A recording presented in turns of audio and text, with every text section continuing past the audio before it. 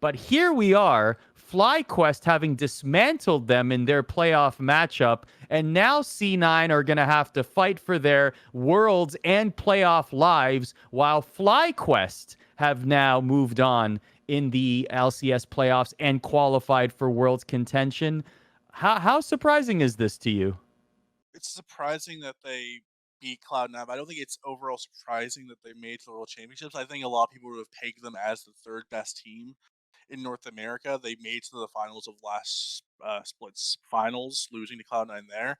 I think the surprise is they beat Cloud9, and I think everyone, including everyone on the staff, believed Cloud9 was just going to run away with the summer split, even when they've looked a bit, a bit questionable at times this split with some of their, picks and trying to be, step outside of the meta, try to create their own thing, try to kind of experiment going to the World Championship. And now they've got to a point where their experimentation has kind of had them miss kind of on what the meta is. We've seen so much Yumi out of Vulcan when it's so frustrating to see such a great player on that, you know, that champion where you want him more of on the playmaking style champion to get his team going. And I think FlyQuest is a team, as a North American, fan, reporter, someone who wants to see North America succeed. I'm not going to lie and be unbiased here and say that I don't want to see the LCS send teams to the quarterfinals. I want to see an NA team make a run and actually prove that they are worthy of winning a world championship one of these years.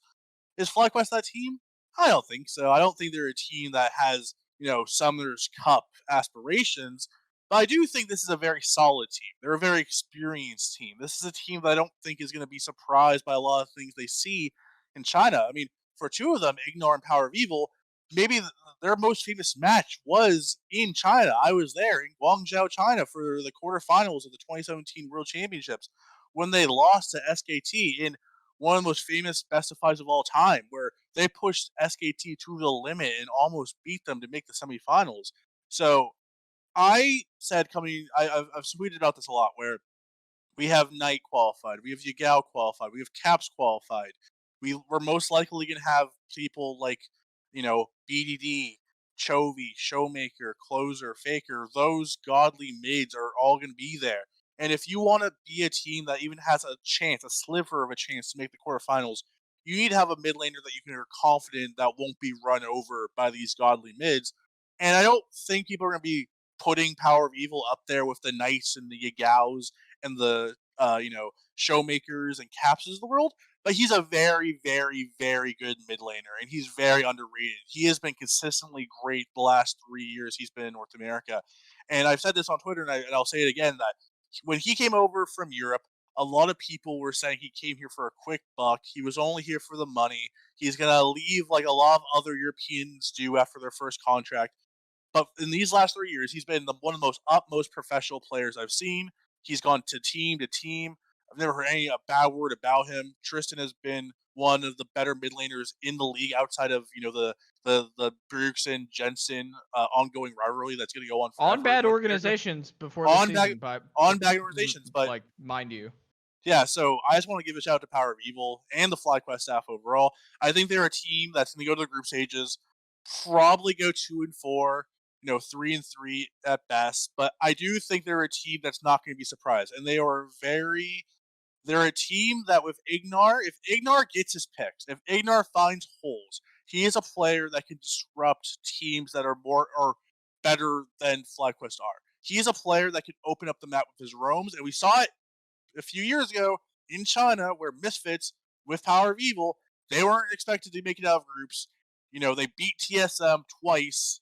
They beat them in the group stage, then in a tiebreaker, eliminating them from the World Championships. When everyone thought, TSM was going to do something that year. So I would not say FlyQuest has no chance of Worlds. I think they have an outside shot of being a dark horse to make a quarterfinals run. But I'm excited to see them there. I think they're a very solid team. I think they have a lot of upside that some of the other North American contenders don't. Yeah, I mean, I was surprised by the C9 win, albeit C9 looks kind of lost the past few weeks, really. But nonetheless, like, all right, I'm happy for Flyquest. I'm happy for the organization. I'm particularly happy for players like Solo, and Santorin, who don't really get the credit that they deserve, in my opinion. I think that both of those players are really good, and like Silva went to Worlds last year, but as a backup. But yeah, I went to Worlds last year if I'm not mistaken with Clutch, right? Like he's been a part of organizations before where he's done fine, and I don't know. To me, like those two guys don't get a lot of love. Santorin is a fantastic jungler. I think a lot of people have been down on him for a long part of his career since after what happened at TSM, and that's not his fault. Like what happened at TSM, in my opinion, is what happens to every jungler in TSM. You see it happening to Speaker right now. It's hard to play in an environment like that. I'm not saying that TSM is like particularly toxic. I don't think that that's the case right now, but the fans can be, and they like always blame the jungler. If you're the jungler at TSM, you get the most flack out of everybody, and that's not like that's really bad for your mental health, right? Like, and not everybody can withstand that. And I think that a lot of people have been really low on Santorin since he played for TSM all those years ago, and now to see him doing well, like I am happy for him. I'm happy that his team is doing well because I think he's a really hardworking player, and definitely like a rare breed in NA in that regard. So